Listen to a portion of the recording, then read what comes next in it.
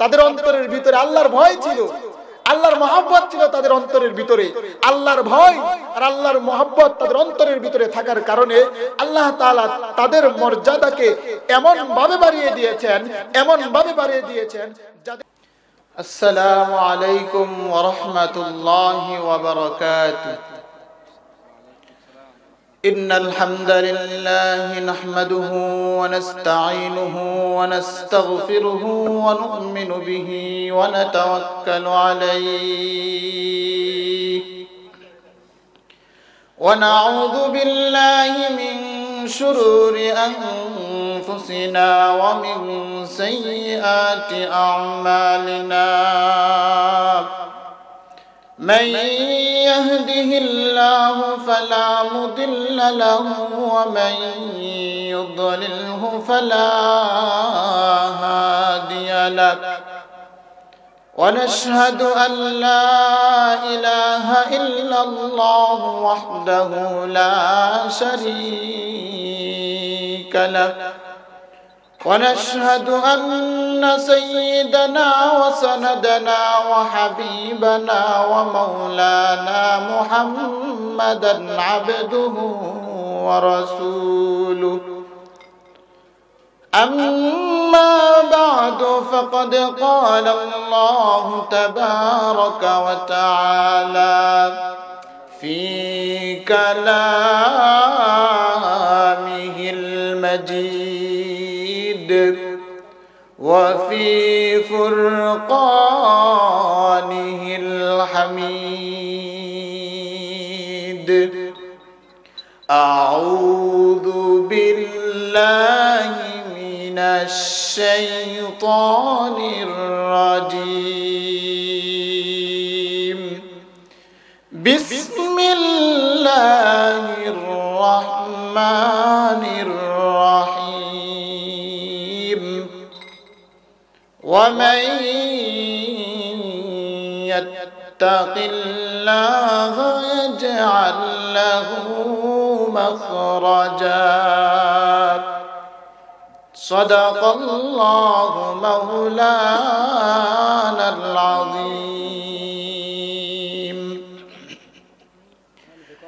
رہے میرے مسکن رہے میرے مسکن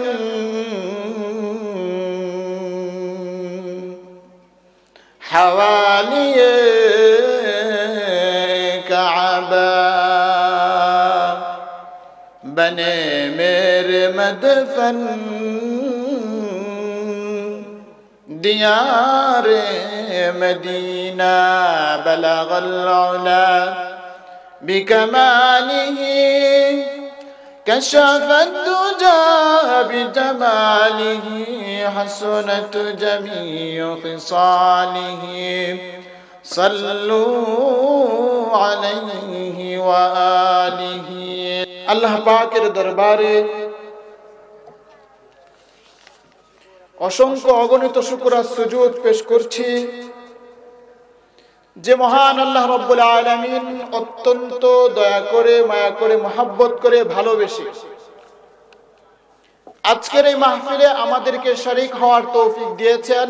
এই জন্য সকলে শ্রদ্ধা জড়িত কণ্ঠে, হৃদয় নিংড়ানো আওয়াজ দিয়ে বলি আলহামদুলিল্লাহ। আলোচনার শুরুতেই স্মরণ করছি আমাদের শ্রদ্ধাভাজন ব্যক্তিত্ব জনাব এমদাদুল হামিদ সাহেবের কথা, যার অক্লান্ত পরিশ্রম আর মেহনতের বদৌলতে আমরা পেয়েছি 3 দিন ব্যাপী তাফসীরুল কোরআন মাহফিল, পেয়েছি একটি সুন্দর মসজিদ। আমরা দোয়া করব আল্লাহ তাআলা যেন এমদাদুল হামিদ সাহেবের মনের আশাকে পূর্ণ করে এবং আল্লাহ তাআলা রাসূলের হাদিসের ভাষা অনুযায়ী যেন আল্লাহ তাআলা তার জন্য জান্নাতের মধ্যে একটি ঘর নির্মাণ করে দেয়। হাদিস শরীফে আছে, মান বানা লিল্লাহি মাসজিদান বানাল্লাহু লাহু বাইতান ফিল জান্নাহ। যে ব্যক্তি দুনিয়ার মধ্যে একটি মসজিদ নির্মাণ করবে, আল্লাহ তাআলার ঘর যে ব্যক্তি দুনিয়ার মধ্যে নির্মাণ করবে, আল্লাহ রাব্বুল আলামিন তার জন্য জান্নাতের মধ্যে একটি ঘর নির্মাণ করে দিবেন। আমরা দোয়া করব জনাব এমদাদুল আহমদ সাহেব যার চেষ্টা প্রচেষ্টার মাধ্যমে এত সুন্দর একটি মসজিদ হয়েছে, আল্লাহ তাআলা যেন জান্নাতের মধ্যে হযরত আবু বকর রাদিয়াল্লাহু আনহুকে যেমন একটি জান্নাতের ভিতরে ঘর দিবেন, এমন একটি ঘর যেন আল্লাহ তাআলা এমদাদুল হামিদ সাহেবকেও দিয়ে দেন। বলুন আমিন। আজকে মাহফিলের যিনি সভাপতি জনাব জসিমউদ্দিন ভূঁইয়া, আরো যারা উপস্থিত আছেন, হযরত উলামায়ে কেরাম, পর্দার আড়ালে অবস্থানরত আমার অত্যন্ত শ্রদ্ধেয় মা ও বোনেরা, সকলকে জানাচ্ছি আমার পক্ষ থেকে আন্তরিক শুভেচ্ছা ও অভিনন্দন। আল্লাহ রাব্বুল আলামিন আমাদেরকে অসংখ্য অগণিত নিয়ামত দিয়ে রেখেছেন। আল্লাহ তাআলার অসংখ্য অগণিত নিয়ামত আপনি আমি ভোগ করছি, কিন্তু আপনি আমি আল্লাহ তাআলার নিয়ামতের শুকরিয়া, নিয়ামত ভোগ করে কতটুকু কৃতজ্ঞতা আদায় করছি, কতটুকু শুকরিয়া আদায় করছি, এটা হচ্ছে দেখার বিষয়। আমরা দুনিয়ার মধ্যে কে কতটুকু সুস্থ আছি, এটা যদি আপনি আমি বুঝতে চাই, তাহলে আপনি আমার নিচের দিকে তাকাতে হবে। অর্থাৎ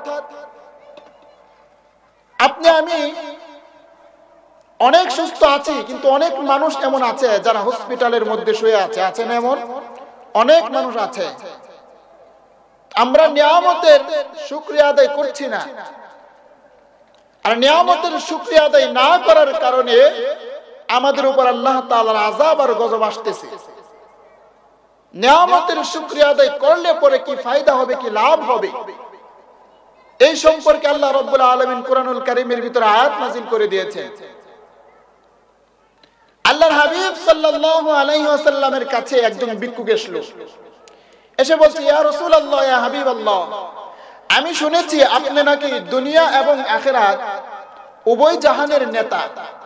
অনেক নেতা তো দেখেছি, আপনার মতো নেতা তো আর দেখিনি, তো আপনি আমাকে কিছু দান করুন। আল্লাহর নবী তাকে একটি খেজুর দিলেন। ওই ভিক্ষুক একটি খেজুর পেয়ে বলছে, আপনি দুনিয়া এবং আখিরাতের নেতা, এত বড় নেতা হয়ে যদি একটি খেজুর দেন, এটা কি হয়? ভিক্ষুক খেজুরটি ফিরিয়ে দিল। আল্লাহর নবী মনক্ষুণ্ণ হলেন, অত্যন্ত কষ্ট পেলেন। পরবর্তীতে আরেকজন ভিখারি আসলো। ভিখারি এসে বলছে, ইয়া রাসূলুল্লাহ, ইয়া হাবিবাল্লাহ, আমি ক্ষুধার্ত মানুষ, আমাকে কিছু দিন। আল্লাহর নবী তাকে পূর্বের ন্যায় পরবর্তী ভিক্ষুককে একটি খেজুর দিলেন। ওই ভিক্ষুক খেজুর পেয়ে খেজুরটা মুখের মধ্যে লাগাইতে লাগলো আর চুমু খাইতে লাগলো। চোখের পানি, ভিক্ষুকের চোখ দিয়া পানি পড়ছে। ভিক্ষুক বলতেছে, আমার জীবন শেষ হয়ে যাবে, এই খেজুর কোনোদিন আমি শেষ হতে দিব না। একজন রাসূল প্রেমিকের কাছে একটি খেজুরের কত দাম! আল্লাহর হাবিব সাল্লাল্লাহু আলাইহি ওয়াসাল্লাম তার এই কৃতজ্ঞতা দেখে তিনি খুশি হয়ে গেলেন। খুশি হয়ে সাহাবীকে আদেশ করলেন, ও আমার সাহাবী শোনো, উম্মে সালামার কাছে 20 দিরহাম আছে, ওই 20 দিরহাম এনে এই ভিক্ষুককে দিয়ে দাও। ওই ভিক্ষুককে দিয়ে দেওয়ার পর ওই ভিক্ষুক খুশি হয়ে গেল, তার মন খুশি হয়ে গেল, সে কৃতজ্ঞতা আদায় করতে লাগলো। আর আল্লাহর নবীর সামনে কুরআনুল কারীমের আয়াত ভেসে আসলো। আল্লাহ তাআলা সূরা ইব্রাহিমের 7 নম্বর আয়াতের মধ্যে বলেন, লা ইন শাকারতুম লা আযীদান্নাকুম ওয়া লা ইন কাফারতুম ইন্না আযাবি লাশাদীদ। আল্লাহ রাব্বুল আলামিন বলছেন, আমার যে সমস্ত বান্দা আমার নিয়ামত পাওয়ার পরে শুকরিয়া আদায় করবে, আমি আল্লাহ তাদের নিয়ামতকে বাড়িয়ে দিব। শুধু যে বাড়িয়ে দিব তা না, তাদের নিয়ামতকে আমি আল্লাহ এমন ভাবে বাড়িয়ে দিব তারা কোনোদিন কল্পনাও করতে পারবে না এত নিয়ামত কোত্থেকে আসে। আর যারা আমি মাওলার নিয়ামত পেয়ে নাশুকরি করবে, আমি আল্লাহ তাআলা তাদের কাছ থেকে আমার নিয়ামতকে ছিনিয়ে নিব। শুধু যে ছিনিয়ে নিব তা না, বরং তাদেরকে আযাবের মধ্যে গ্রেফতার করব।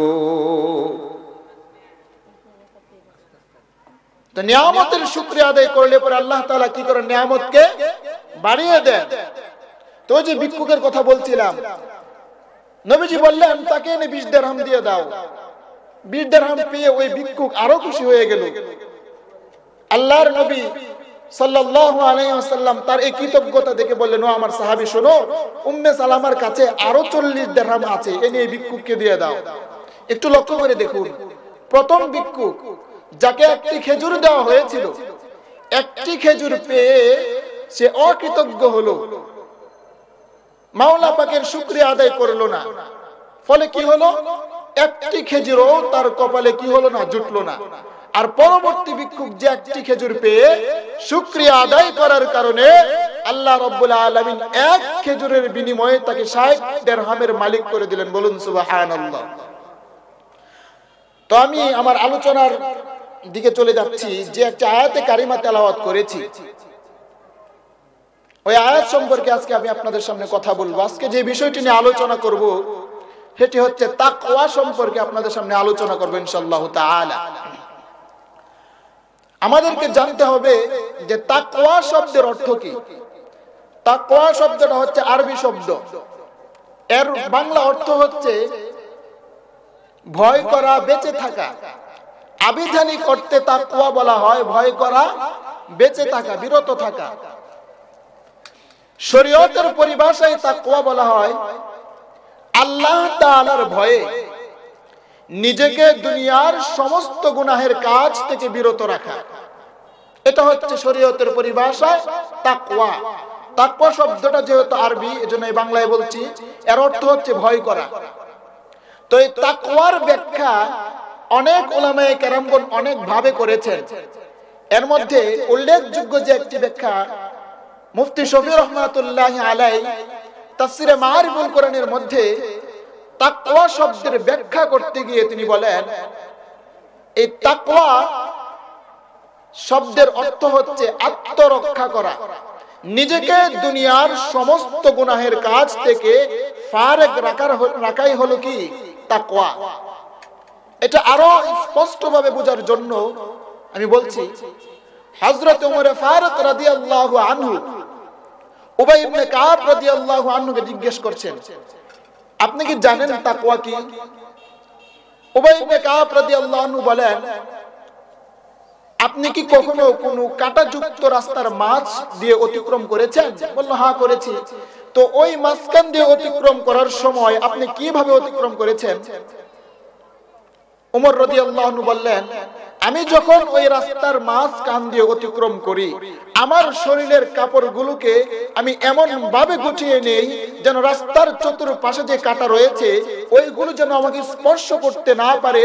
অত্যন্ত সতর্কতার সাথে আমি ওই রাস্তাটাকে পাড়ি দেই। উবাই ইবনে কাব বলেন, এটাই হচ্ছে তাকওয়া।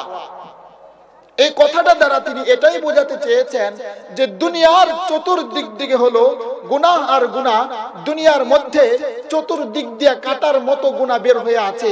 আপনি আমি যদি নাও চাই যে গুনাহ করব না, কিন্তু গুনাহ আপনাকে আমাকে এসে কি করবে? স্পর্শ করবে। এটা হচ্ছে দুনিয়া।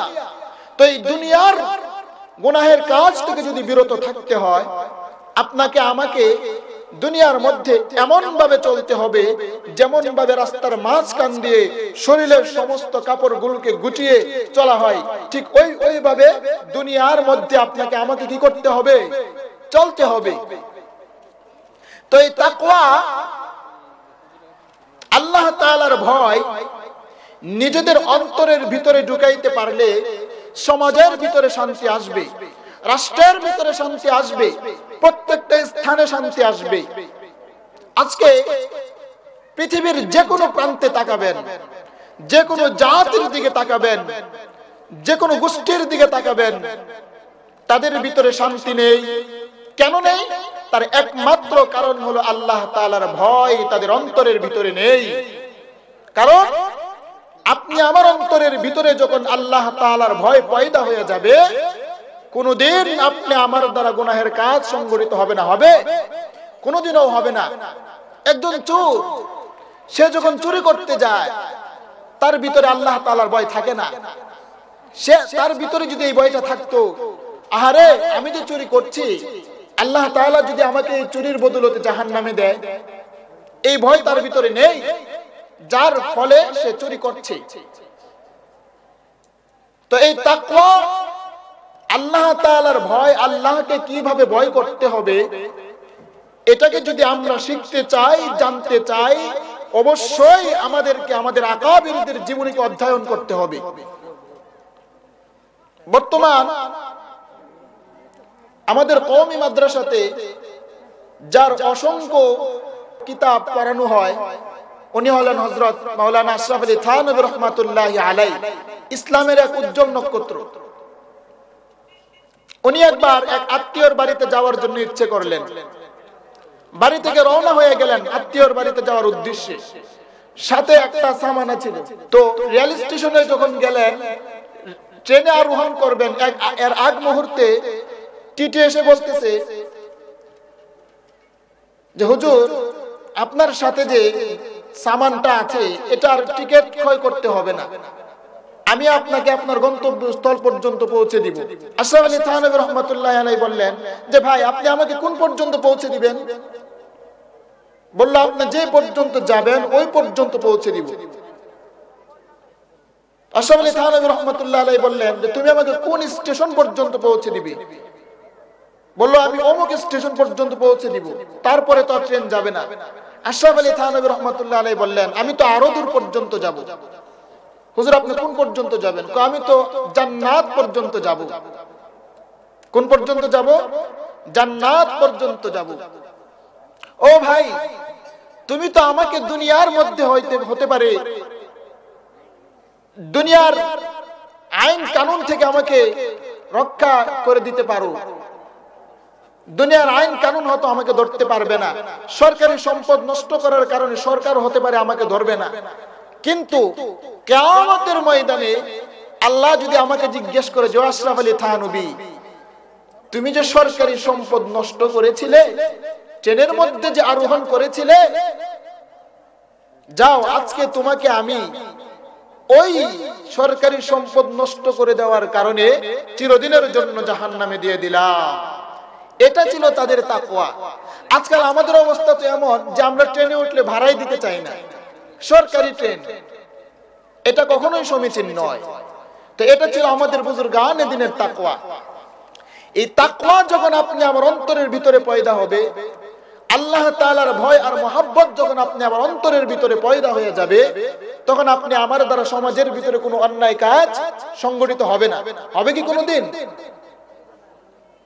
যে ব্যক্তির অন্তরের ভিতরে আল্লাহ রাব্বুল আলামিনের ভয় থাকবে, আল্লাহর মহব্বত থাকবে, আল্লাহর ভালোবাসা থাকবে, ওই মানুষটা জীবনে কোনোদিন অন্যায় তো দূরের কথা, অন্যায়ের কাছে দেও কোনোদিন যাবে না।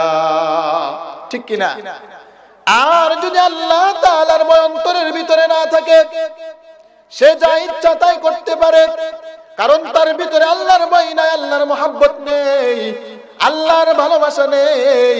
আল্লাহর মহব্বত আর আল্লাহর ভালোবাসা যদি তার অন্তরের ভিতরে না থাকে, সে কোনোদিন প্রকৃত মুমিন হতে পারবে না। ঠিক কিনা? এই জন্য তো কবি কত সুন্দর করে বলেন, ইশকে মাহবুবে খুদা, ইশকে মাহবুবে খুদা जिस दिल में हासिल नहीं, लाखों मोमिन हो मगर ईमान में कामिल नहीं। কবি কত সুন্দর করে বলছেন, যে অন্তরের ভিতরে আল্লাহর ভয় নেই, যে অন্তরের ভিতরে আল্লাহর মহব্বত নেই,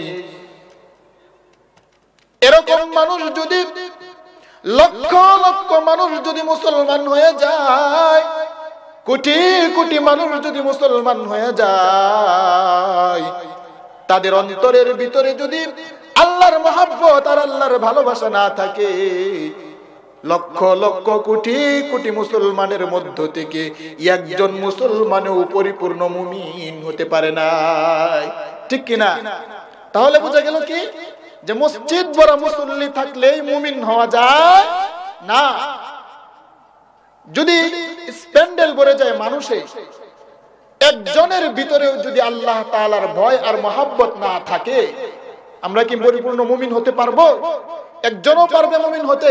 সব বৃথা যাবে, এই মাহফিল বৃথা যাবে, সব কিছু বৃথা যাবে যদি আল্লাহ তাআলার ভয়, আল্লাহর মহব্বত যদি অন্তরের ভিতরে না থাকে। আল্লাহর মহব্বত, আল্লাহর ভয় অন্তরের ভিতরে থাকলেই কেবলমাত্র আপনি আমি যে কাজগুলো করব, এই কাজগুলো আপনি আমি মিজানের পাল্লায় দিতে পারবো। আল্লাহ রাব্বুল আলামিনের কাছে আমরা এগুলো দেখাতে পারবো যে রব্বে কারীম, আমি এই কাজগুলো করেছিলাম একমাত্র তুমি মাবুদের সন্তুষ্টির জন্য, দুনিয়ার কোনো মানুষকে দেখানোর জন্য নয়। এজন্য তো আল্লাহর হাবিব সাল্লাল্লাহু আলাইহি ওয়াসাল্লাম কত সুন্দর করে হাদিসে পাকের ভিতরে বলেন, ইন্নাল্লাহা লা ইয়ানজুরু ইলা সুওয়ারিকুম ওয়ালা ইলা আজসামিকুম ওয়ালাকিন ইয়ানজুরু ইলা কুলুবিকুম। আল্লাহর হাবিব বিশ্ব নবী রাহমাতুল লিল আলামিন বলেন, আল্লাহ রাব্বুল আলামিন কোনদিন কোন মানুষের পোশাকের দিকে তাকান না, কোন মানুষের লেবাসের দিকে তাকান না, কার পোশাকটা কত সুন্দর, কার কাপড়টা কত দামি, কে কত ভালো কাপড় পরে, কে কত ভালো চাদর পরে, এটার দিকে আল্লাহ কোনদিন দেখেন না। কার স্বাস্থ্যটা কত মোটা, কার চেহারাটা কত সুন্দর, কার টাকা আছে, কার পয়সা আছে, আমার আল্লাহ এইগুলো কোনদিন দেখেন না। আমার আল্লাহ দেখেন ওয়ালাকি ইয়ানজুরু ইলা কুলুবিকুম। আমার আল্লাহ রব্বুল আলামিন দেখেন বান্দার কলব। কি দেখেন? বান্দার কলব দেখেন। আপনার কোটি কোটি টাকা আছে, কিন্তু আপনার ভিতরে ঈমান নেই, আল্লাহ তাআলার ভয় নেই, আল্লাহর মহব্বত নেই, আপনার এই টাকার কোনো দাম নেই। একজন মানুষ, সে গরিব, রিকশা চালায়, কিন্তু তার ভিতরে ঈমান আছে। ঈমান থাকার কারণে আল্লাহ রাব্বুল আলামিনের কাছে তার মান, তার মর্যাদা, তার সম্মান অনেক অনেক বেশি। ঠিক কিনা? যেমন সাহাবায়ে কেরাম, যাদের কোনো সম্মান ছিল না, ছিল না কোনো ইজ্জত, নিম্ন শ্রেণীর মানুষ ছিল তারা। মক্কার মধ্যে যে সমস্ত লোক নিম্ন শ্রেণীর ছিল, যেমন হযরতে বেলাল, কোনো সম্মান ছিল না, কোনো ইজ্জত ছিল না, কিন্তু ঈমান আনার কারণে, আল্লাহ তাআলার ভয় অন্তরের ভিতরে ঢুকানোর কারণে তাদের সম্মান, তাদের মর্যাদা এত বেশি বেড়ে গেল, এত বেশি বেড়ে গেল। আল্লাহ রাব্বুল আলামিন তাদের সম্পর্কে বলেন, রাদিয়াল্লাহু আনহুম ওয়া রাদু আন। আল্লাহ রাব্বুল আলামিন বলেন, আল্লাহর নবীর সাহাবীরা আমি আল্লাহর প্রতি খুশি, আমি আল্লাহ তাদের প্রতি খুশি। দুনিয়াতে অন্য কারো ব্যাপারে আল্লাহ বলেন নাই যে আমি তাদের প্রতি খুশি। না শরাতিবাসীর কথা বলছে আল্লাহ? বলে নাই যে আমি শরাতিবাসীর প্রতি খুশি। কিন্তু নবীর সাহাবীদের ব্যাপারে আল্লাহ তাআলা বলেছেন যে নবীর সাহাবীরাও আমি আল্লাহর প্রতি খুশি, আমি আল্লাহ তাদের প্রতি খুশি হয়ে গেলাম। বলুন সুবহানাল্লাহ। কেন তাদের প্রতি আল্লাহ তাআলা খুশি কেন হয়ে গেলেন? তাদের অন্তরের ভিতরে আল্লাহর ভয় ছিল, আল্লাহর মহব্বত ছিল তাদের অন্তরের ভিতরে। আল্লাহর ভয় আর আল্লাহর মহব্বত তাদের অন্তরের ভিতরে থাকার কারণে আল্লাহ তাআলা তাদের মর্যাদাকে এমন ভাবে বাড়িয়ে দিয়েছেন, এমন ভাবে বাড়িয়ে দিয়েছেন, যাদের নাম আজও পর্যন্ত ইতিহাসে স্বর্ণাক্ষরে লেখা আছে। ঠিক কিনা? যাদের নাম মানুষ শ্রদ্ধার সাথে নেয়। কেন? এটা কেন হয়েছে? একমাত্র আল্লাহর মহব্বত আর আল্লাহর ভালোবাসা অন্তরের ভিতরে ঢুকানোর কারণে। আল্লাহর হাবিব সাল্লাল্লাহু আলাইহি ওয়াসাল্লাম যখন সমাজের লোকদেরকে দাওয়াত দিতে লাগলেন, ইয়া আইয়ুহান নাস ওয়াহিদুল্লাহ ওয়াবুদুল্লাহ ইন্না লাকুম আন তাহইউ ফালা তামুতু আবাদা।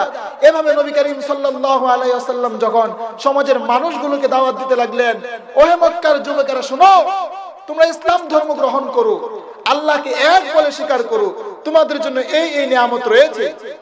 নবীর ডাকে যারা সাড়া দিয়েছিল তারাই ইতিহাসের সোনার মানুষে পরিণত হয়ে আছে, ঠিক কিনা? তো যে আয়াতে কারিমা তেলাওয়াত করেছি, আয়াতের মধ্যে আল্লাহ তাআলা বলেন, وَمَن يَتَّقِ اللَّهَ يَجْعَل لَّهُ مَخْرَجًا وَيَرْزُقْهُ مِنْ حَيْثُ لَا يَحْتَسِبُ। আল্লাহ রাব্বুল আলামিন বলেন, যারা নিজেদের অন্তরের ভিতরে আমি আল্লাহর মহব্বত আর আমি আল্লাহর ভয় সৃষ্টি করবে, আমি আল্লাহকে যারা ভয় করবে, আমি আল্লাহ রাব্বুল আলামিন তাদের সমস্ত সমস্যার সমাধান করে দিব।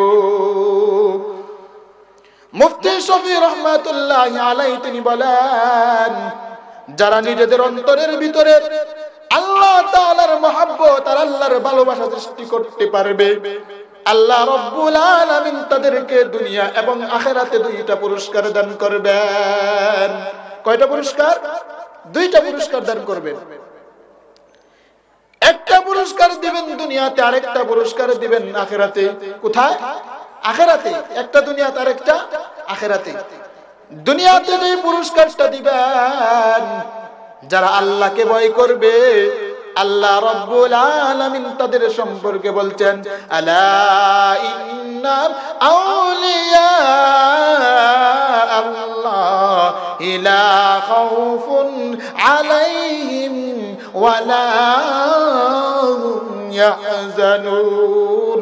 আল্লাহ রাব্বুল আলামিন বলছেন, যারা আমি আল্লাহকে ভয় করবে, আমি আল্লাহর মহব্বত অন্তরের ভিতরে প্রবেশ করাইবে, আমি আল্লাহকে এক বলে স্বীকার করবে, আমি আল্লাহর একাত্মবাদকে বিশ্বাস করে নিবে, তাদের কোনো ভয় নাই, তাদের কোনো চিন্তা নাই। যারা অন্তরের ভিতরে আল্লাহ তাআলার ভয় সৃষ্টি করবে, তারা আল্লাহর বন্ধু হয়ে যাবে। কি হয়ে যাবে? বন্ধু হয়ে যাবে। আর আল্লাহর বন্ধুদের সম্পর্কে আল্লাহ বলছেন, তাদের কোনো ভয় নেই, তাদের কোনো চিন্তা নেই। কে বলছেন? আল্লাহ বলছেন। তা আল্লাহর ভয় অন্তরের ভিতরে আমরা প্রবেশ করব তো ইনশাআল্লাহ।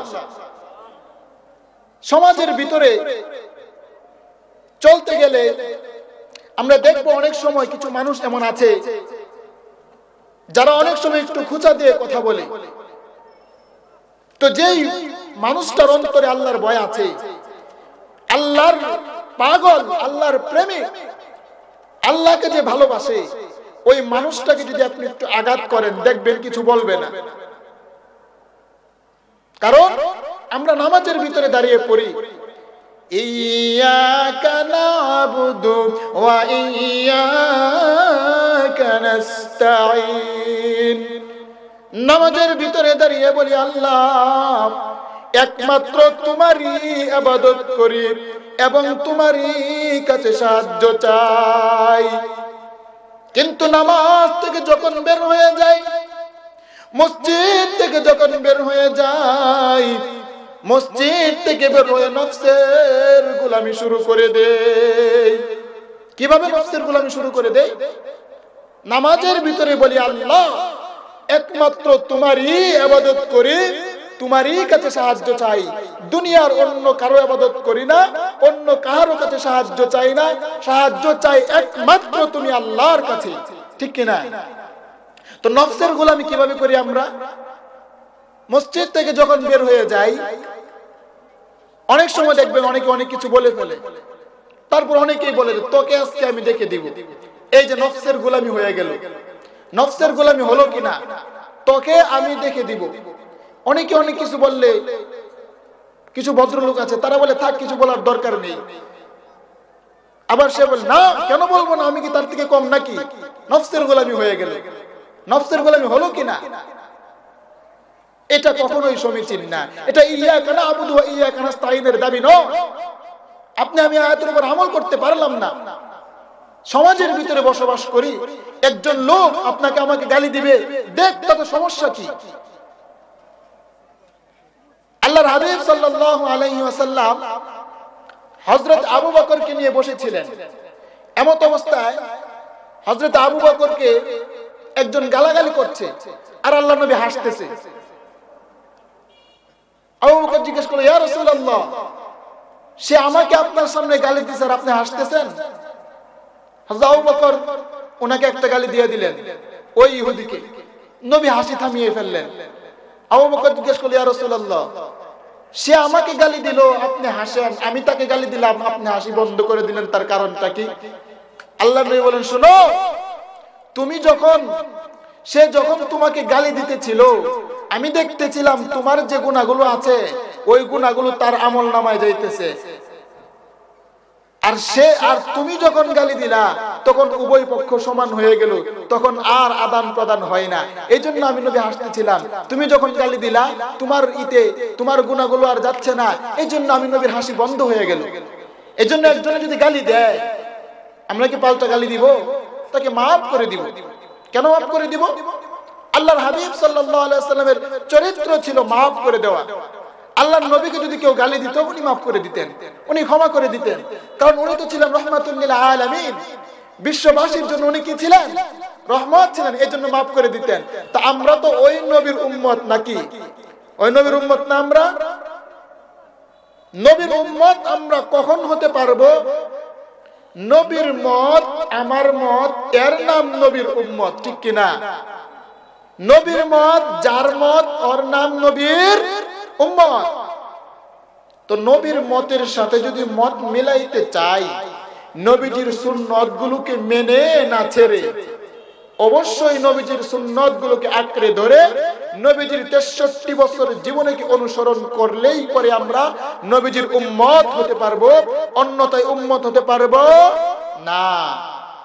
তো বলতেছিলাম যে যারা আল্লাহ তাআলার ভয় নিজেদের অন্তরের ভিতরে প্রবেশ করাইবে, আল্লাহর ভয় নিজেদের অন্তরের ভিতরে প্রবেশ করাইবে, আল্লাহ তাআলা তাদেরকে দুইটা পুরস্কার দিবেন।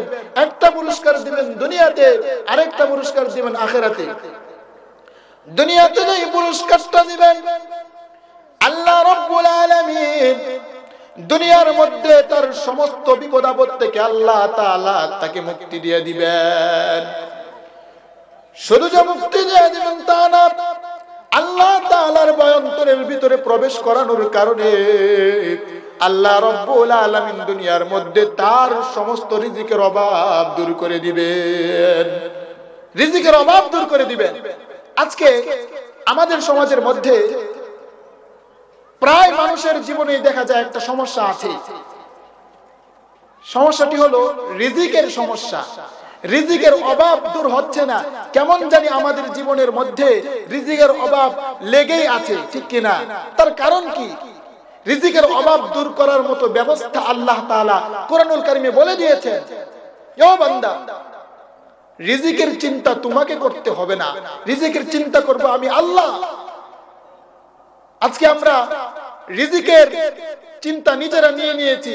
কেমন যেন মনে হয় যে আল্লাহ তাআলা রিজিক দিবেন না, বরং আমাকে কাজ করে রিজিক কি করতে হবে? উপার্জন করতে হবে। আচ্ছা, আপনাদেরকে প্রশ্ন করি, রিজিক উপার্জন করা কি আপনি আমার কাজের উপর নির্ভরশীল? কখনোই না। যদি কাজের উপর নির্ভরশীল হতো, অনেক মানুষ আছে যে 1 ঘন্টা চেয়ারে বসে অথবা সারাদিন চেয়ারে বসে 10,000 টাকা কামায়। অনেক মানুষ এমন আছে সারাদিন মাটি কাটার পরেও 300 টাকা কামায়, আছে না এরকম? তাহলে বোঝা গেল কি? রিজিক দিবেন কে? আল্লাহ রিজিক দিবেন। রিজিক দেওয়ার মালিক কে? আল্লাহ। কিন্তু ওরকম তাওয়াক্কুল থাকতে হবে, আল্লাহর উপর বিশ্বাস থাকতে হবে, ঠিক কি না? যদি বিশ্বাস না থাকে তাহলে তো রিজিকের অভাব হবেই, রিজিকের অভাব তো হবেই। এজন্য যারা আল্লাহ তাআলার ভয় অন্তরের ভিতরে প্রবেশ করাইবে, আল্লাহর মহব্বত অন্তরের ভিতরে প্রবেশ করাইবে, আল্লাহ তাআলা তাদের রিজিকের অভাব অটোমেটিক দূর করে দিবেন। শুধু যে দূর করে দিবেন তা নয়, বরং তাদের রিজিকের ব্যবস্থা আল্লাহ তাআলা এমন জায়গা থেকে করবেন, এমন ভাবে করবেন, ওই বান্দা কোনোদিন কল্পনাও করতে পারবে না এত রিজিক কোথা থেকে আসে, কিভাবে আসে। বলুন সুবহানাল্লাহ। কি কথা কি মিথ্যা বললাম? আল্লাহর কোরআনের কথা, এটা স্পষ্ট কথা। আরেকটা পুরস্কার কি দিবেন? আল্লাহ তাআলার ভয় অন্তরের ভিতরে প্রবেশ করাইতে পারলে আল্লাহ তাআলা আপনি আমার কবরের সওয়াল জবাবকে কি করে দিবেন? সহজ করে দিবেন। জান্নাতে যাবার আগ পর্যন্ত যতগুলো ঘাটি আছে সমস্ত ঘাটি থেকে আল্লাহ তাআলা মুক্ত করে দিবেন। বলুন সুবহানাল্লাহ। কবর, ফুলসিরাত, এমন আরো যত ঘাটিগুলো আছে সবগুলো আল্লাহ তাআলা কি করবেন? অটোমেটিক সবগুলো থেকে আল্লাহ তাআলা আপনাকে আমাকে মুক্তি দিয়ে দিবেন। এজন্য আল্লাহর মহব্বত আর ভালোবাসা অন্তরের ভিতরে প্রবেশ করাইতে পারলেই একমাত্র আমরা মুক্তি আর নাজাত পেয়ে যাব, ঠিক কিনা? আর যদি আল্লাহ তাআলার ভয় অন্তরের ভিতরে না থাকে তাহলে আমরা যা ইচ্ছা তাই করতে পারি। অন্তরের ভিতরে ভয়, আল্লাহর ভয় হলে পরে সমাজের অবস্থা পরিবর্তন হয়ে যাবে, রাষ্ট্রের অবস্থা পরিবর্তন হয়ে যাবে। আজকে শান্তি নেই আমাদের পারিবারিক জীবনে, নেই রাষ্ট্রীয় জীবনে, নেই আন্তর্জাতিক জীবনে, কোনো অঙ্গনে আমাদের শান্তি নেই। তার কারণ কি? শান্তি না থাকার একমাত্র কারণ হলো আল্লাহ তাআলার ভয় অন্তরের ভিতরে নেই। হযরত ওমর ফারুক রাদিয়াল্লাহু আনহু যখন রাষ্ট্রপ্রধান ছিলেন, ওনার রাষ্ট্র পরিচালনার সময় উনি একদিন সফরে যাচ্ছেন। সফর অবস্থায় উনি দেখছেন যে একজন রাখাল বকরি চড়াচ্ছে। রাখালকে বলতেছে যে, ভাই, আমি মুসাফির মানুষ, ক্ষুধার্ত, আমাকে একটা বকরি দাও, আমি তোমাকে কিছু টাকা দেই, টাকাটা তুমি নিয়ে নিও। তোমার মালিককে আমি বলবো না, বা তোমারও বলার প্রয়োজন নেই। ওই রাখাল ডাক দিয়া বলে, ও ভাই, লম্বা তো কম হও নাই, অনেক লম্বা হয়েছো, আমি তোমাকে ছাগল দিয়ে দিব ঠিকই, আমার মালিক হতে পারে আমাকে দেখবে না, কিন্তু যিনি সমস্ত মালিকের মালিক উনি তো অবশ্যই অবশ্যই আমাকে দেখবে। কিসের কারণে হয়েছে এটা? আল্লাহ তাআলার ভয় তাদের অন্তরের ভিতরে ছিল। হযরতে উমর রাদিয়াল্লাহু আনহু বলেন, আলহামদুলিল্লাহ, আলহামদুলিল্লাহ, আমি রাষ্ট্রপ্রধান থাকা অবস্থায় আমার রাষ্ট্রের অবস্থা এমন হয়েছে, এই জন্য তিনি আল্লাহ তাআলার দরবারে শুকরিয়া আদায় করতে লাগলেন। এটা কিসের বদৌলতে হলো? একমাত্র আল্লাহ তাআলার ভয়ের বদৌলতে হলো। আর আল্লাহ তাআলার ভয় যদি না থাকে তাহলে আপনি আমার নামাজ পড়তে ভালো লাগবে না, রোজা রাখতে ভালো লাগবে না, হজ করতে ভালো লাগবে না, কোনো কিছুই ভালো লাগবে না। তাহলে সমস্ত কিছুর মূলে হলো কি? আল্লাহ তাআলার ভয়। যারা আল্লাহর ওলি, যারা আল্লাহর বন্ধু, তাদের অন্তরের ভিতরে আল্লাহ তাআলার ভয় আছে। আল্লাহ তাআলার বন্ধু কি এমনি হওয়া যায়? এমনি এমনি কি আল্লাহ তাআলার বন্ধু হওয়া যায়? কখনোই হওয়া যায় না। আল্লাহ তাআলার ভয় অন্তরের ভিতরে প্রবেশ করাইতে পারলে আল্লাহ তাআলার বন্ধু হওয়া যায়। আজকে আমরা ইবাদত করি, নামাজ পড়ি, রোজা রাখি, কিন্তু আপনি আমার এগুলো কেমন যেন কবুল হচ্ছে না, এরকম ভাব। কারণ আমাকে কিছুদিন আগে একজন প্রশ্ন করেছে যে, হুজুর, আল্লাহ তাআলা যে কোরআনে বলেছেন নামাজ সমস্ত অশ্লীল কাজ থেকে বিরত রাখে, কিন্তু অনেক দিন যাবত নামাজ পড়ি, কিন্তু অন্যায় কাজ থেকে তো বিরত থাকতে পারছি না। আমি বললাম যে আপনি সুন্দর প্রশ্ন করেছেন। আল্লাহ তাআলা কোরআনুল কারীমের ভিতরে বলেন, ইন্নাস সালাতা তানহা আনিল ফাহশাই ওয়াল মুনকার, নামাজ সমস্ত অশ্লীল এবং অন্যায় কাজ থেকে বিরত রাখে। কে বলেছেন এটা? আল্লাহ বলেছেন। আল্লাহ কি মিথ্যা বলেছেন? কোরআনুল কারীমে মিথ্যা বলেছেন আল্লাহ? পৃথিবীতে এমন কোন বই নেই যে বইয়ের শুরুতে লেখা আছে যে আমার এই বইয়ে কোনো ভুল নেই, কিন্তু আল্লাহ তাআলা কোরআনুল কারীমের শুরুতে বলে দিয়েছেন, যালিকাল কিতাবু লা রাইবা ফীহ। কোরআন এমন একটি কিতাব, এটি এমন একটি কালাম যে কালামের ভিতরে কোনো ভুল নাই। ভুল তো দূরের কথা, সংশয় সন্দেহের কোনো অবকাশ পর্যন্ত নেই। আছে কোনো ভুল কোরআনুল কারীমে? নেই। আল্লাহর হাবিবের কাছে যখন কোরআন শরীফ নাজিল হচ্ছে, ওই মুহূর্তে আরবের বড় বড় আরবি সাহিত্যিকরা বলছে, এ তো মুহাম্মদের রচিত কথা, এ তো মুহাম্মদের রচিত কথা। আল্লাহর নবী একদিন বললেন, ঠিক আছে, তোমরা যেহেতু বলতেছো এগুলো আমার রচিত কথা, তাহলে তোমরা কোরআনুল কারীমের মতো ছোট্ট একটা সূরার মতো একটা সূরা বানাও তো। সকল আরবি সাহিত্যিকরা একত্রিত হয়ে গেল। একত্রিত হয়ে তারা বসে গেল কোরআনের বিপরীতে ছোট্ট একটি সূরা বানাবে। তারা অনেক চেষ্টা প্রচেষ্টার পর তারা একটা বাক্য বানাইলো, যেই বাক্যটা হলো লাইসা হাযা কালামুল বাশার। সমস্ত কবিরা এক বাক্যে বলে দিল, এটা মানব রচিত কোনো গ্রন্থ নয়, এটা মানুষের রচিত কোনো গ্রন্থ নয়, এটা স্বয়ং আল্লাহ রাব্বুল আলামিনের রচিত গ্রন্থ। সন্দেহ আছে কোরআন যে সত্য? সন্দেহের কোনো অবকাশ পর্যন্ত নেই। তো ওই কোরআনের ভিতরে আল্লাহ বলছেন যে নামাজ সমস্ত অশ্লীল এবং অন্যায় কাজ থেকে বিরত রাখে, কিন্তু নামাজ পড়ার পরে অন্যায় কাজ থেকে ফিরতে পারতেছি না। তার কারণটা কি? কারণ আপনি যদি নামাজের ভিতরে দাঁড়ান, নিয়ত বানলেন, আর মনে মনে বলেন পানি ছাড়তে হবে ক্ষেতের মধ্যে, তাড়াতাড়ি একটু নামাজটা পড়ে যাই, নামাজ হবে এভাবে? কখনোই হবে না। এক লোক নামাজের মধ্যে দাঁড়িয়েছে, তো ইমাম সাহেব ওই দিন বলে 3 রাকাত পড়াইছে। কয় রাকাত? 3 রাকাত। সালাম ফিরানোর পর বলতে যে হুজুর নামাজ তো 3 রাকাত হয়েছে। বললো আপনি বুঝলেন কিভাবে? আমার 4টা দোকান আছে। কয়টা দোকান? 4টা। 4 দোকানের হিসাব আমি 4 রাকাতের মধ্যে করি। আজকে 3 দোকানের হিসাব করতে নামাজ শেষ, অতএব বোঝা গেল নামাজ 3 রাকাত হয়েছে। আচ্ছা বলেন, এই ধরনের নিয়ে যদি আমরা নামাজ পড়ি, কিয়ামত পর্যন্ত নামাজ পড়লে কি নামাজ কবুল হবে? কোনদিনও কবুল হবে না। এই জন্য নামাজটা পড়তে হবে এমন ভাবে পড়তে হবে যেমনটা রাসূল বলেছেন। রাসূল কিভাবে নামাজ পড়তে বলেছেন? রাসূল বলেন, সাল্লু রাআইতুমুনি কামা উসাল্লি। নবী আমার বলেন, ও আমার সাহাবীরা, তোমরা এমন ভাবে নামাজ পড়ো, এমন ভাবে নামাজ আদায় করো যেমন ভাবে আমি নবী নামাজ আদায় করি। নবীজি নামাজ শিক্ষা দিয়েছেন সাহাবায়ে কেরামদেরকে। তো এই নামাজ আমরা পড়ছি, কিন্তু অন্যায় কাজ থেকে ফিরতে পারতেছি না। তার কারণ কি? আল্লাহ তাআলার ভয় নেই। সব কথা কিন্তু এসেছে আল্লাহ তাআলার ভয় থেকে।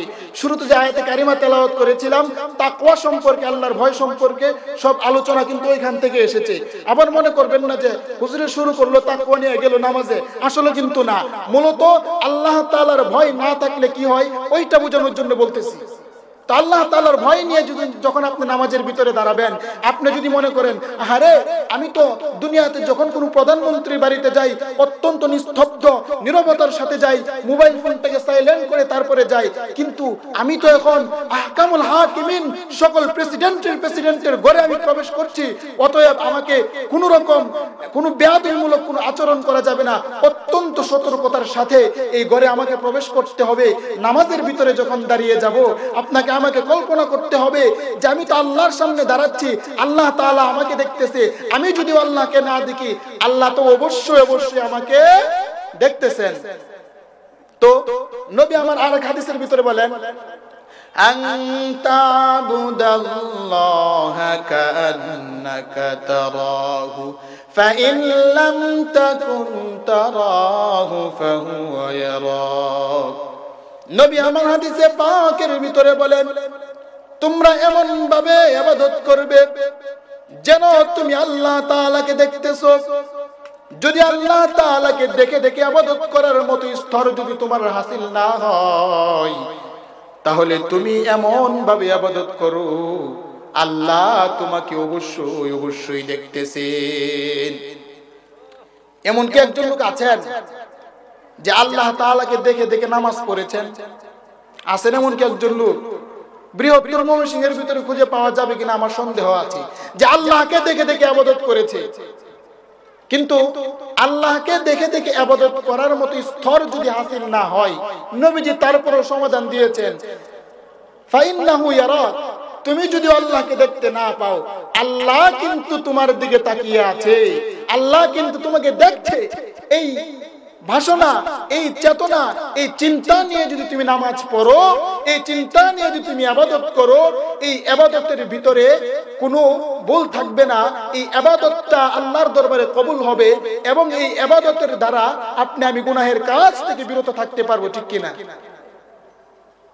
তাহলে বোঝা গেল কি যে নামাজ পড়লেই নামাজ কি হবে না? কবুল হবে না। নামাজটা হতে হবে নামাজের মতো। নামাজের ভিতরে যখন দাঁড়িয়ে যাই, দুনিয়ার সমস্ত চিন্তা মাথার ভিতরে চলে আসে। আপনাদের কথা জানি না, আমি আমার নিজেরটা বলছি। নামাজের ভিতরে দাঁড়াইলে মনে হয়, অনেক মানুষ এমন আছে যে অস্থিরতা শুরু হয়ে যায়। ইমাম সাহেব যদি একটু লম্বা সূরা পড়ে, তাহলে পিছন থেকে সিগনাল দিতে শুরু করে। এটা বেয়াদবি। এটা কি বেয়াদবি? ইমাম মানে কি? নেতা। এজন্য এই আচরণ আমরা কখনোই করব না। মসজিদে যাব আল্লাহর জন্য। কার জন্য যাব? আল্লাহর জন্য। আল্লাহকে রাজি আর খুশি করার জন্য মসজিদে যাব। মসজিদে গিয়ে অত্যন্ত বিনয় আর নম্রতার সাথে মসজিদের ভিতরে গিয়ে প্রবেশ করব।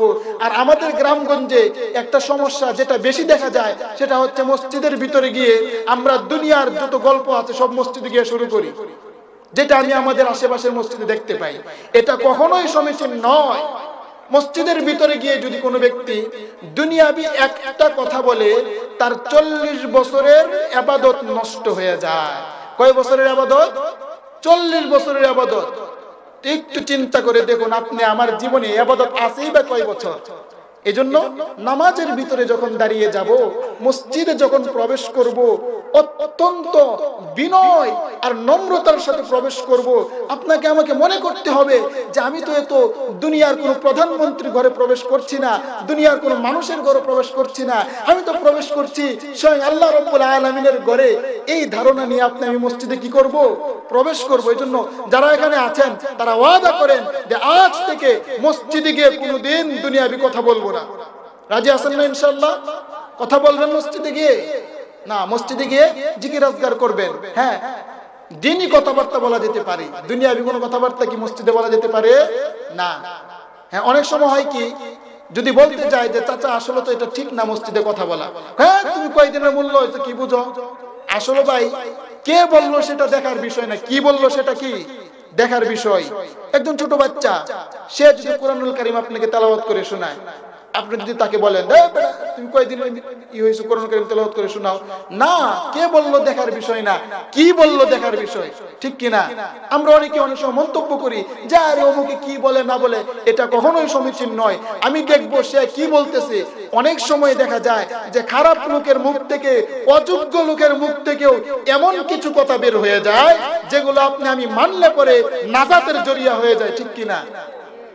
এজন্য আপনাকে আমাকে বুঝতে হবে, ইসলামটাকে জানতে হবে। সবকিছুর মূলে কি? আল্লাহ তাআলার ভয়, আল্লাহর মহব্বত, আল্লাহর ভালোবাসা অন্তরের ভিতরে প্রবেশ করাইতে হবে। রাজি আছে তো ইনশাআল্লাহ আল্লাহ তাআলার ভয় অন্তরের ভিতরে প্রবেশ করাইতে? আল্লাহ তাআলার ভয় যদি না থাকে, দুনিয়া শেষ, আখিরাতও শেষ। আজকে আমরা সমাজের ভিতরে বসবাস করি, সমাজের ভিতরে বিশৃঙ্খলা লেগে আছে। রাত্রে যখন ঘুমাই, আপনি আমার সম্পদ, কোনো কিছুই নিরাপদ নয়। কেন? আল্লাহ তাআলার ভয় নেই। আল্লাহর মহব্বত আর ভালোবাসা অন্তরের ভিতরে প্রবেশ যদি আমাদের হয়ে যায়, যদি আল্লাহর মহব্বত অন্তরের ভিতরে প্রবেশ করে, তাহলে আমি পরিপূর্ণ মুমিন হতে পারবো। কবি তো বলেই দিয়েছেন, ইশকে মাহবুবে খুদা, इश्क़ महबूब खुदा जिस दिल में हासिल नहीं, लाख मोमिन हो मगर ईमान में कामिल नहीं। अल्लाह ताआलार भय যদি অন্তরের ভিতরে না থাকে, আল্লাহর মহব্বত আর ভালোবাসা যদি অন্তরের ভিতরে না থাকে, লক্ষ লক্ষ কোটি কোটি মানুষ মুসলমান হয়ে যাবে, কিন্তু একজন মানুষও পরিপূর্ণ মুমিন হতে পারবে না। মুসলমান হওয়া যায় নামে, তো মুমিন হওয়া যায় না। মুমিন যদি হওয়া যেত, আল্লাহ তাআলা তো বারবার বলতেন না যে আইয়ুহাল্লাযীনা আমানু ইত্তাকুল্লাহ, ইয়া আইয়ুহাল্লাযীনা আমানু ইত্তাকুল্লাহ, হে ঈমানদাররা আল্লাহকে ভয় করো। তাহলে বোঝা গেল কি? ঈমান আনা যায়, ঈমানদার হওয়া যায়, মুমিন হওয়া যায় না। আল্লাহ তাআলা এক আয়াতের মধ্যে বলছেন, ইয়া আইয়ুহাল্লাযীনা আমানু তাকুল্লাহ হাক্কা তুকাতিহি ওয়া লা তামুতুন ইল্লা ওয়া আনতুম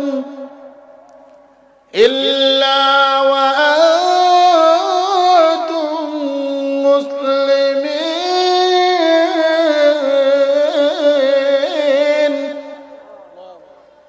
আল্লাহ রাব্বুল আলামিন ইমানদারদেরকে ডাক দিয়া বলতেছেন, ও ইমানদার বান্দারা, যারা আমি আল্লাহকে বিশ্বাস করেছো, আমি আল্লাহর একাত্মবাদকে যারা বিশ্বাস করে নিয়েছো, তোমরা তোমাদের অন্তরের ভিতরে আমি আল্লাহর ভয়কে প্রবেশ করাও। আমি আল্লাহর ভয় যদি তোমাদের অন্তরের ভিতরে না থাকে, আমি আল্লাহর ভালোবাসা যদি তোমাদের অন্তরের ভিতরে না থাকে, আমি আল্লাহর মহব্বত যদি তোমাদের অন্তরের ভিতরে না থাকে, পরিপূর্ণ মুমিন হতে পারবে না, ঈমানদার বলে দাবি করতে পারবে না। কেমন ভয় করতে হবে আল্লাহকে? আল্লাহ বলছেন যেমন ভয় করা উচিত তেমন ভয় করতে হবে। ভয় করা মানে কি যে থরথর করে কাঁপা, এটা কি ভয় করা? না, এটা প্রকৃত ভয় নয়। প্রকৃত ভয় হলো মনের অবস্থা। মনের অবস্থা যদি ঠিক থাকে তাহলে সবকিছু ঠিক হয়ে যাবে। অন্তরের ভিতরে আল্লাহ তাআলার ভয় প্রবেশ করাইতে হবে। আর আল্লাহ তাআলার ভয় যখন প্রবেশ করবে, আপনি যখন বন্দে যাবেন কোদাল নিয়ে কাজ করার জন্য, তখন আরেক বেডার আইলের মধ্যে কূপ কখনো কি পড়বে না? পড়বে না। কূপ পড়বে কখনো? এগুলো কেন হয়? সমাজের ভিতরে অন্যায় হয়, মারামারি হয়, ঝগড়া বিবাদ হয়, ফিতনা ফাসাদ হয়। সব কিছুর মূলে হলো আল্লাহ তাআলার ভয় আর মহব্বত না থাকার কারণে। তো বলছিলাম যে আমরা নামাজ পড়ি ঠিকই, কিন্তু গুনাহের কাজ থেকে ফিরতে পারি না। কেন পারি না? কারণ আপনি আমার নামাজ তো নামাজের মতো হয় না।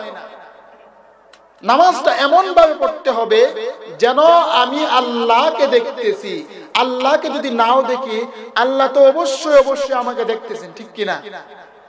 হাদিস শরীফে আছে, as-salatu imaduddin, man aqamaha fa aqama ad-din wa man hadamaha faqad hadama ad-din। আল্লাহ নবী বলেন, যারা নামাজকে প্রতিষ্ঠা করলো তারা যেন দ্বীনকেই প্রতিষ্ঠা করলো, আর যারা নামাজকে ধ্বংস করলো তারা যেন দ্বীনকেই ধ্বংস করলো। এজন্য মেরে ভাই দোস্ত বুজুর্গ, দুনিয়ার জীবনে চলতে গেলে ইসলামটাকে আমাদের প্রয়োজন। ইসলামকে আমাদের জানতে হবে, ইসলামের বিধিবিধানগুলো আমাদেরকে জানতে হবে। এজন্য জানবো কিভাবে? নিজে নিজে কি জানতে পারবো? কোনোদিন সম্ভব নয়। ইসলামটাকে পরিপূর্ণভাবে নিজেদের অন্তরের ভিতরে প্রবেশ করাইতে হলে ইসলামের নিয়ম অনুযায়ী আপনি আমার জীবনটাকে পরিচালনা করতে হলে অবশ্যই অবশ্যই আপনি আমাকে ইসলামের বিধিবিধানগুলো জানতে হবে। জানবো কিভাবে? বর্তমান যারা সাধারণ মানুষ, ওদের কি মাদ্রাসায় ভর্তি হওয়া সম্ভব? কখনোই সম্ভব না। যারা গ্রামগঞ্জে সাধারণ মানুষ আছেন, ওদের তো এটা সম্ভব নয় যে মাদ্রাসায় ভর্তি হয়ে কোরআন শিখা, মাদ্রাসায় ভর্তি হয়ে নামাজ শিখা। ওদের জন্য বর্তমান একটাই খোলা আছে রাস্তা, সেটি হলো দাওয়াত ও তাবলীগ। সেটি কি? দাওয়াত ও তাবলীগ। আমরা দাওয়াতে তাবলীগে যাব, 3 দিন হোক, 15 দিন হোক, 40 দিন হোক, গিয়ে নিজেদের ঈমান এবং আমলকে দুরস্ত করব, ঠিক কিনা? আরেকটা রাস্তা আছে, হক্কানি উলামায়ে কেরামের কাছে আমাদের কি করতে হবে? যেতে হবে। হক্কানি উলামায়ে কাছে আমাদেরকে যেতে হবে। আর হক্কানি উলামায়ে কেরামের সংস্পর্শ ছাড়া একজন মানুষ কোনোদিন প্রকৃত মুমিন হতে পারবে না। মুমিন হতে পারবে কোনোদিন না। একটাই রাস্তা পরিপূর্ণ মুমিন হওয়ার, সেটা হলো হক্কানি উলামায়ে কেরামের সংস্পর্শে যেতে হবে। হক্কানি উলামায়ে কেরামের সাথে যদি আপনি আমার মহব্বত না থাকে, জীবন ধ্বংস হয়ে যাবে, জাহান্নামের দিকে নিক্ষিপ্ত হব। আলেমদের সাথে যদি সম্পর্ক না থাকে তাহলে জাহান্নামের দিকে নিক্ষিপ্ত হব। আলেমদের সাথে সম্পর্ক রাখার পরে কি ফায়দা হবে, কি লাভ হবে? বিচারের দিবসে সমস্ত জাহান্নামীদের যখন জাহান্নামের ফয়সালা হয়ে যাবে, জাহান্নামীরা যখন জাহান্নামে যাওয়ার সিদ্ধান্ত হয়ে যাবে, আল্লাহ রাব্বুল আলামিন ফেরেশতাদেরকে বলবেন, ও আমার ফেরেশতারা, দেখো দেখো, এমন কোন বান্দা আছে নাকি যাদের সম্পর্ক উলামায়ে কেরামের সাথে ছিল, যাদের সম্পর্ক মসজিদের সাথে ছিল, যাদের সম্পর্ক মাদ্রাসার সাথে ছিল? দেখো এমন কোন আমল কি তাদের পাও কিনা। ফেরেশতারা খুঁজে খুঁজে বের করবে। কিছু লোক এমন থাকবে যারা উলামায়ে কেরামের সাথে সম্পর্ক রেখেছিল, মসজিদের সাথে সম্পর্ক রেখেছিল, মাদ্রাসার সাথে সম্পর্ক রেখেছিল, মসজিদ নির্মাণ করেছিল, মাদ্রাসায় এতিম ছাত্রদেরকে খাইয়েছিল। আল্লাহ রাব্বুল আলামিন ওই কাতারের মধ্যে যাদেরকে পাবেন তাদের সকলকে জান্নাতি বান্দা হিসেবে কবুল করে নেবেন। এজন্য মসজিদ মাদ্রাসাকে আমরা মহব্বত করব তো ইনশাআল্লাহ। এই মাইকের আওয়াজ যে পর্যন্ত যাচ্ছে আমি সকলকে অনুরোধ করব, আমরা দেখতে পাই আমাদের এই সরাতির বুকে মনে হয় বাংলাদেশের দ্বিতীয় রাজধানী সরাতির বুকে প্রতিষ্ঠিত হয়েছে, ঠিক কিনা? এমন সুন্দর একটি মসজিদ বৃহত্তর ময়মনসিংহ খুঁজতে হবে না, না খুঁজে আমি বলে দিলাম আর নেই। আছে এমন সুন্দর একটি মসজিদ? নাই। এত সুন্দর একটি মসজিদ বৃহত্তর ময়মনসিংহ কিশোরগঞ্জ সহ নেই। যে এত সুন্দর একটি মসজিদ আমরা উপহার পেয়েছি, আমরা কি খুশি না বেজার? খুশি না? সকলে বলুন আলহামদুলিল্লাহ।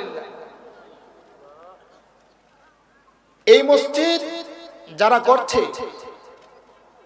যার নাম আসলে না বললেই নয়, আমাদের সামনে উপস্থিত জনাব এমদাদুল হামিদ সাহেব, আমি মনে করি একমাত্র ওনার অক্লান্ত পরিশ্রম আর মেহনতের বদৌলতে এই মসজিদ হয়েছে। এজন্য আমরা সকলে এই মসজিদকে সহযোগিতা করব। মসজিদ মাদ্রাসায় সহযোগিতা করলে লাভ হবে কি, ফায়দা কি হবে?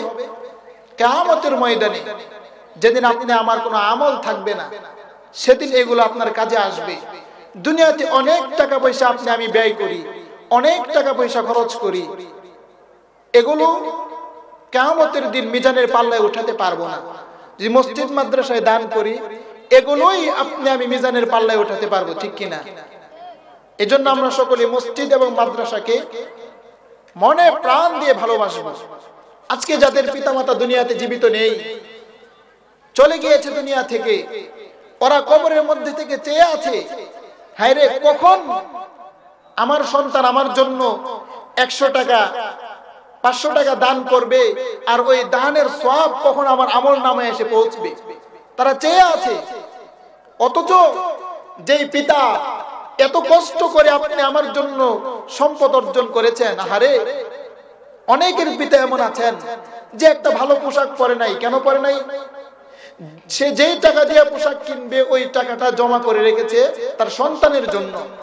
আজকে ওই সন্তান পিতামাতাকে ভুলে যাচ্ছে, ওই সন্তান পিতামাতার সাথে বেয়াদবি করছে, মনে চায় না পিতামাতার জন্য 100 টাকা 500 টাকা মসজিদে দিতে।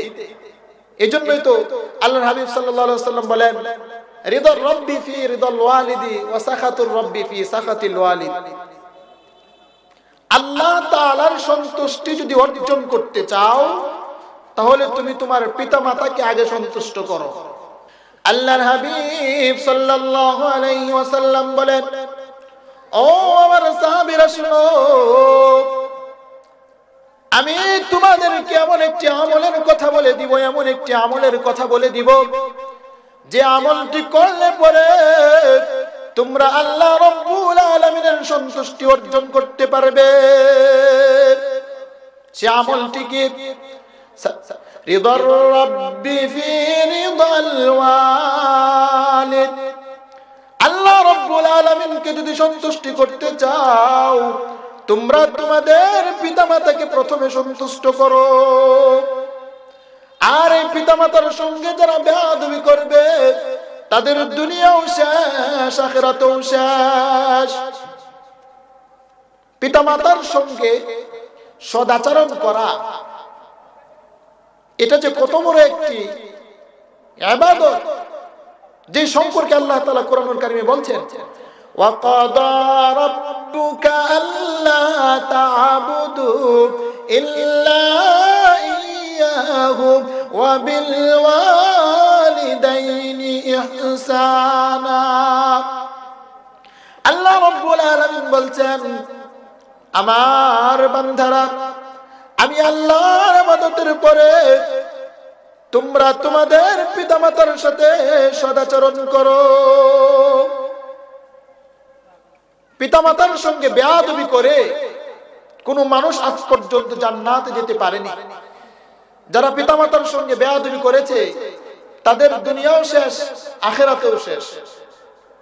এজন্য যাদের পিতামাতা দুনিয়াতে জীবিত নেই, চিরদিনের জন্য চলে গিয়েছে, আমরা তাদের জন্য মসজিদে সহযোগিতা করে যাব তো ইনশাআল্লাহ। পিতামাতার নিয়তে 500 টাকা 1000 টাকা মসজিদে দিয়ে যাব তো।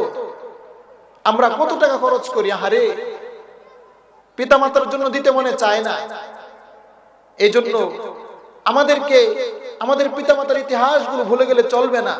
যে মা কোন কোন শীতের মধ্যে রাত্রে যখন প্রস্রাব করে এক সাইড ভিজিয়ে ফেলতাম, মা অপর সাইড নিয়ে শোয়াইতো, ওই সাইডেও যখন ভিজিয়ে ফেলতাম মা বুকের উপর শোয়াইতো। এভাবে যখন পুরা কাপড় নষ্ট হয়ে যেত তারপরেও মা সন্তানকে কষ্ট দিত না। আর ওই মায়ের জন্য আজকে আমরা দান করতে চাই না। পৃথিবীতে যারা বড় হয়েছে, সফলতার উচ্চ শিখরে পৌঁছেছে, একমাত্র পিতামাতার সন্তুষ্টি অর্জন করার দ্বারাই তারা কি করেছে, সফলতার উচ্চ শিখরে পৌঁছেছে। এজন্য আমরা সকলে পিতামাতার সঙ্গে সদাচরণ করব। শুরু থেকে যে কথাগুলো বলেছি, আল্লাহ তাআলার ভয় আর মহাব্বত ভালোবাসা অন্তরের ভিতরে প্রবেশ করাইব।